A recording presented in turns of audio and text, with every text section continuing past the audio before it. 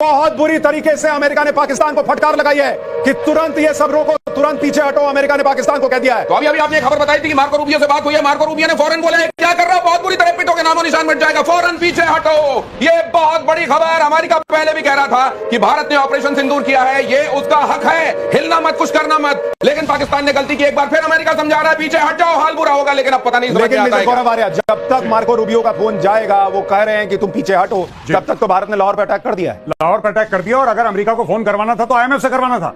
गलत कर दिया खुद फोन करके। आईएमएफ से फोन करिए, फट से पीछे हटेंगे। और बहुत बढ़िया करा। देरी हुई है, इसमें बचे कुछ ड्रोन भी पाकिस्तान क्या उड़ा देंगे। और एक और बड़ी इंपॉर्टेंट बात है सर, चाइना ने, सॉरी टू इंटरप्ट, चाइना ने पाकिस्तान से कह दिया कि हमारी इक्विपमेंट यूज करना बंद करो। हमने अफ्रीका से कहता हमारी काम करती इक्विपमेंट। हमारी नाक कटा रहे हो तुम लोग। नहीं आनंद सर, मुझे तो ये लग रहा था कि अमेरिका से पहले चीन पाकिस्तान को रोकेगा कि मत लड़ो भाई, क्योंकि तुम लड़ते हो, तुम पीटते हो, और पोल मेरी खुलती है कि रास्ते का माल सस्ते में ये चीन बना रहा है। JF-17 किसी को नहीं चाहिए, किसी को चीन का एयर डिफेंस सिस्टम नहीं चाहिए जो ना ड्रोन रोक पा रहा है, जो ना मिसाइलें भारत की रोक पा रहा है। चीन अलग एक्सपोज, पाकिस्तान अलग एक्सपोज। लेकिन सर एक बात बताइए कि कल पाकिस्तान के लिए एक बड़ी खुशखबरी आनी थी। IMF से उसको लोन मिलना था। जो आदमी रात में ये हमले कर रहा है उसको कौन लोन देगा? क्या उस पर भी अब संकट है? नहीं, मुझे लगता है कि बिल्कुल संकट है, 100% संकट है। और अमेरिका की अगर बात नहीं मानेगा, अमेरिका इसकी चूड़ियां कसेगा। और एक और बड़ी खबर मेजर भाई, एक और बड़ी खबर, सियालकोट पे बड़ा हमला हो गया है। सियालकोट में भारत ने बड़ा हमला किया है। लाहौर में 3 ठिकानों पर भारत ने बड़ा हमला कर दिया है। यानी अब ये वॉर है बॉस, अब इसमें कोई इफ बट नहीं है। सियालकोट में भारत का बड़ा हमला, लाहौर में लगातार सायरन बज रहे हैं। भारत घुस गया है पाकिस्तान में, लाहौर में ब्लैकआउट, लाहौर में सायरन, सियालकोट में भारत ने बड़ा हमला कर दिया है। मेजर गौरव आर्या, जरा सियालकोट की इंपॉर्टेंस समझाइए। देखिए, ये पाकिस्तान का एक बहुत बड़ा वहां पे कंटोनमेंट है, इनके आर्म्स डंप हैं, इनके मिसाइल डंप है वहां पे। और सियालकोट पाकिस्तान के लिए बहुत बड़ी खबर, पाकिस्तान घुस गई भारतीय सेना। ये अज्ञात बॉर्डर पर पाकिस्तान के भीतर दाखिल हो गई भारतीय सेना। और देखिए मेजर गौरव आर्या को, ये इसका मतलब समझिए ये क्या है।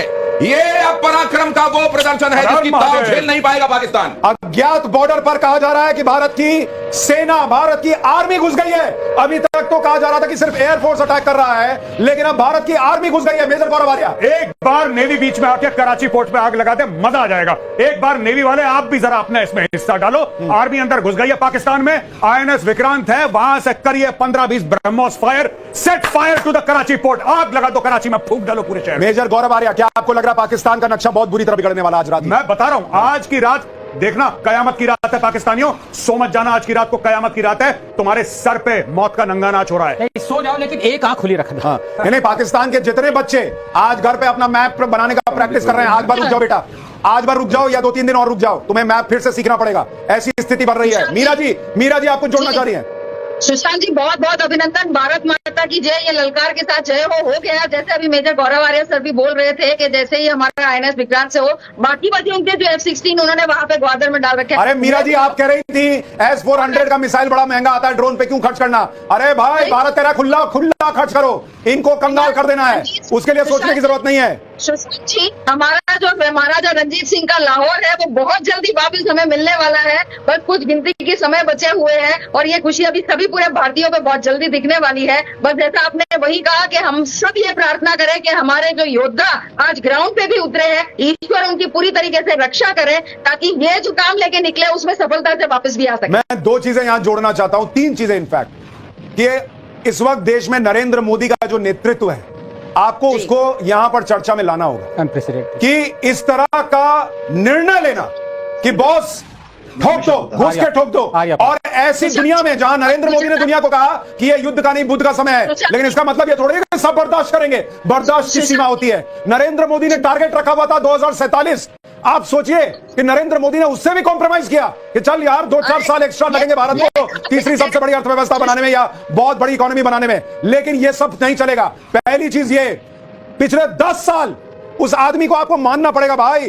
10 साल भारत की सेना ने जिस तरह से हथियार बनाए हैं, जिस तरह से हथियार खरीदे हैं, आज उसकी ताकत दिख रही है मेजर गौरव आर्या। बिल्कुल अनप्रेसिडेंटेड है। मैंने पिछले, खासतौर से पिछले 7-8 साल में, 10 साल में से पिछले 7-8 साल में जितनी मैंने हथियार की खरीदारी देखी है, मैंने जीवन में नहीं देखी। हर तीसरे दिन अनाउंस, इतने हजार करोड़ का ये, इतने हजार करोड़ का ये, हथियारों का इन्होंने अंबार लगा दिया। और ये भी बात है कि 60-70% अब मेक इन इंडिया भी हो रहा है। अभी सर आकाश ने ठोका है, आकाश ने ठोका है जो अपना स्वनिर्मित है। तो आप देखिए ये बड़ी चीज जो है वो इस वक्त हुई है, लेकिन नरेंद्र मोदी का ये निर्णय लेना कि हम ये करेंगे, ये अपने आप में अनप्रेसिडेंटेड है। और लाहौर से इस्लामाबाद तक अंधेरा ही अंधेरा, पाकिस्तान में अंधेरा, पाकिस्तान के पंजाब में पूरा अंधेरा छा गया है, लाहौर से इस्लामाबाद तक अंधेरा ही अंधेरा है। आनंद सर ये जो हो रहा है ये अद्भुत है, ये अद्भुत है। नहीं, मैं ये सोच रहा हूँ वो जो पेन था सरेंडर डॉक्यूमेंट साइन करने के लिए जो नियाजी साहब ने यूज किया था, वो किसके पास है? इंडिया के पास रखा ना या आपने पाकिस्तान के पास? क्योंकि उसकी जरूरत नहीं। सर अब हम दे देंगे, अब हम डिजिटल साइन लेंगे सर, दुनिया को व्हाट्सएप करेंगे कि उन्होंने साइन किया। हाँ, आईपैड पे ले लेंगे, और वो आईपैड भी इंडिया वाला बना हुआ होगा, मेड इन इंडिया वाला। अब हम चाइना वाला नहीं लेते। पर एक बात जो आप कह रहे थे ना, बहुत सारे हमने वेपन्स लिए हैं, ये देखिए डेमोक्रेसी की पावर। डिस्पाइट 6 साल तक रफाल का पूरा वो चक्कर चला, सुप्रीम कोर्ट में 2 डिसीजंस हुई, 36 एयरक्राफ्ट खरीदने के लिए लाले लग गए। Despite that we did not have a let up in buying what was important for us. आपने जब कहा ये जरूरी है, लाले के साथ लाले पड़ गए होता है, लेकिन आपने लाले लग गए तो मुझको लग रहा है लाले तो आज पाकिस्तान के लग रहे हैं। पाकिस्तान के जबरदस्त लाले लग रहे हैं। F-16 मार गिराया है, उनके ड्रोन्स को मार गिराया है, और अब भारतीय सेना अज्ञात बॉर्डर से अंदर प्रवेश कर चुकी है। तो लाले पाकिस्तान के लग चुके। आज कयामत की रात है, पाकिस्तान के लाहौर से लेकर इस्लामाबाद तक अंधेरा। और जब वहां सुबह होगी तो ऐसा ना हो कि भारतीय फौज वहां नजर आए और भारतीय तिरंगा वहां नजर आए। मेजर गौरव आर्या, क्या ये जिस तेजी से हो रहा है, क्या सब कुछ 1-2 दिन में हो जाएगा या ये अभी लंबा भी चल सकता है? लंबा खिंचेगा, लंबी कहानी है। और मैं भारत के जितने भी लोग ये चैनल देख रहे हैं, मैं आपको एक बात बताना चाहता हूं कि इसमें आपको भगवान ना करे, 100 बार कह रहा हूं भगवान ना करे, बुरी खबर भी सुनने को मिलेगी, क्योंकि युद्ध है।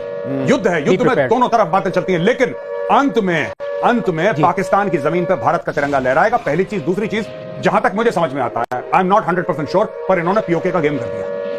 कारण यह है कि जो कंसंट्रेशन ऑफ ट्रूप्स है वो मैक्सिमम, वो 765 किलोमीटर का जो लाइन ऑफ कंट्रोल है उस पे मैक्सिमम है, और उसमें उसने खेला कर दिया, मुझे ऐसा लगता है। और जो पाकिस्तान ने बोला है कि टैंक भेज रहे हैं जैसलमेर के थ्रू, वहां पे तो साहब हमारा स्ट्राइक कोर का जमावड़ा है। पाकिस्तान को यह नहीं पता लगेगा कि मिसाइल कहां से गई और कहां से आई।